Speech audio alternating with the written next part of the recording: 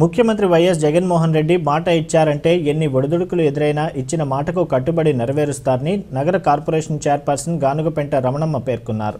మంగళవారం వారి ఆధ్వర్యంలో సిద్ధవటం రోడ్లోని జ్యోతిరావు పూలే విగ్రహానికి పాలాభిషేకం నిర్వహించారు. ఈ కార్యక్రమానికి వైసీపీ నాయకులు, మున్సిపల్ చైర్మన్ అభ్యర్థి రాజగోపాల్ రెడ్డి, వైసీపీ నాయకులు పాల్గొన్నారు. సందర్భంగా వారు మాట్లాడుతూ బడుగు బలహీన వర్గాల ఆశాజ్యోతి, వారి జీవితాల్లో వెలుగులు నింపిన నాయకుడు, సంఘ సంస్కర్త జ్యోతిరావు పూలే అన్నారు.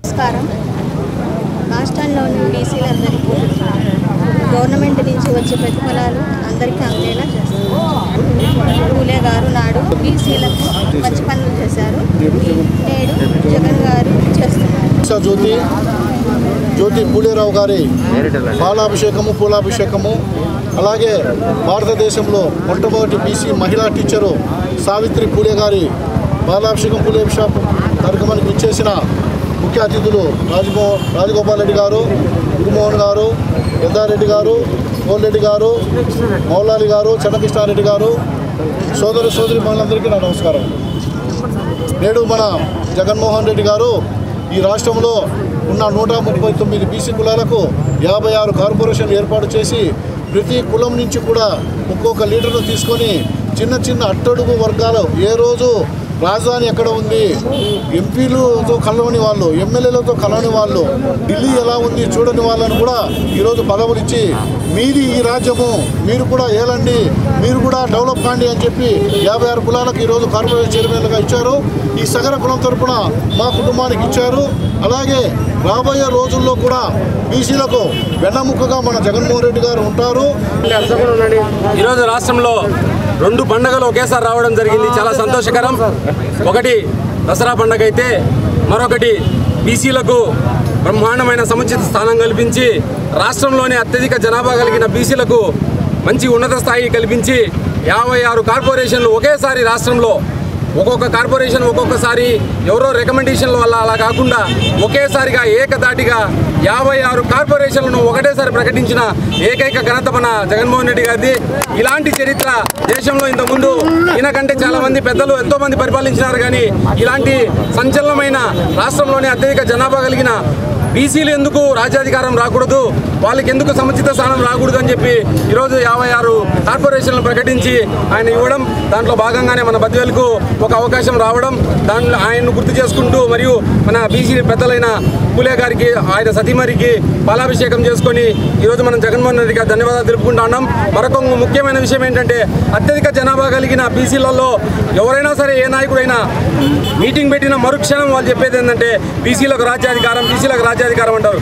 కొన్ని ఏళ్ళుగా నేను చిన్నప్పటి నుంచి వింటూనే ఉంటా, బీసీలు ఎవరైనా కనిపిస్తే చెప్పే మాటలు ఏంటంటే మేము అధికారంలోకి వస్తే బీసీలకు రాజ్యాధికారం ఇస్తాం, మేము అధికారంలోకి వస్తే బీసీలకు రాజ్యాధికారం ఇస్తామన్నారు.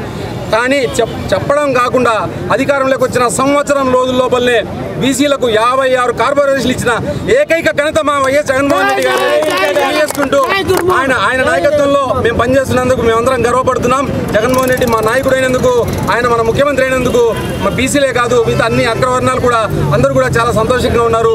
ఆయన్ను ఆ దేవుడు చల్లగా చూడాలని, ఆయన మరికొంతకాలం బ్రహ్మాండంగా ఈ రాష్ట్రాన్ని పరిపాలించి మరింత అభివృద్ధి తీసుకెళ్లాలని చెప్పి మా బీసీ నాయకులు అందరి తరఫున, మా మహిళల తరఫున, ఇక్కడ ఉన్న పెద్దలందరి తరఫున ఆ దేవుడిని ప్రార్థిస్తున్నా. మన ముఖ్యమంత్రి జగన్మోహన్ రెడ్డి గారు బీసీ కార్పొరేషన్లు డిక్లేర్ చేసిన తర్వాత రెండో రోజు మనం ఒక పండగ దినంగా మహాత్మా జ్యోతిరావు పూలే విగ్రహానికి పాలాభిషేకం చేయడం, ఇక్కడ పూలాభిషేకం చేయడం ఇవన్నీ జరుగుతూ ఉన్నాయి.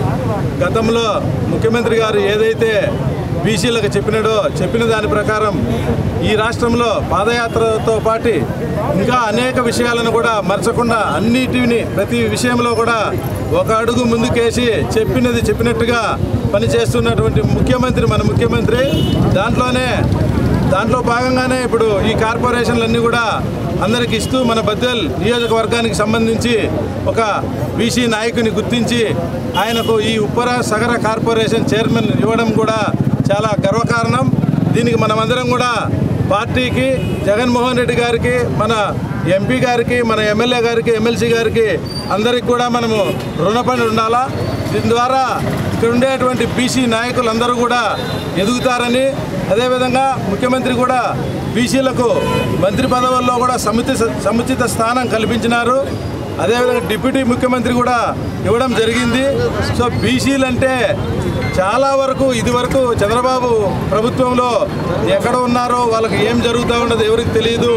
ఇప్పుడు ఉండేటువంటి జగనన్న ప్రభుత్వంలో ప్రతి బీసీలను కూడా గుర్తించి వాళ్ళకు అవసరమైనటువంటి సేవలు కరెక్ట్గా చేయాలనే ఉద్దేశంతోనే ప్రతి కులానికి ఒక చైర్మన్ని నియమించి తద్వారా వాళ్ళందరినీ కూడా అభివృద్ధి పదంలోకి నడిపించాలనేటువంటి దృఢ సంకల్పంతో ఈ ఆశయాన్ని కొనసాగిస్తున్నారు మన ముఖ్యమంత్రి గారు.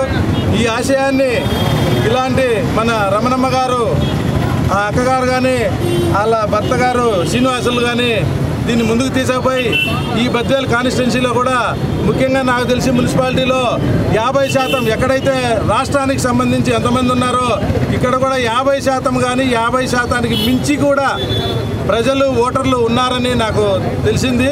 సో మీరు ఇక్కడ ఉండేటువంటి ఈ మున్సిపాలిటీలో ఉండే బీసీ నాయకులందరికీ కూడా ఒక ఉపరా సాగర్ అనేది రాష్ట్రానికి సంబంధించింది, కానీ ఇక్కడికి వచ్చేటప్పటికి నువ్వు అందరి బీసీలను దగ్గరికి చేర్చుకొని వాళ్ళ యొక్క బాగోగులు వాళ్ళ యొక్క మంచి చెడ్డలు ఎప్పుడు కూడా మీరు వెన్నంటి ఉండి వాళ్ళకు సేవ చేయాలని ఈ యొక్క పార్టీని ముందుకు తీసుకెళ్లాలని బీసీల ద్వారా కోరుకుంటూ ఈ అవకాశం ఇచ్చిన పెద్దలకి ధన్యవాదాలు తెలుపుకుంటూ థ్యాంక్ యూ.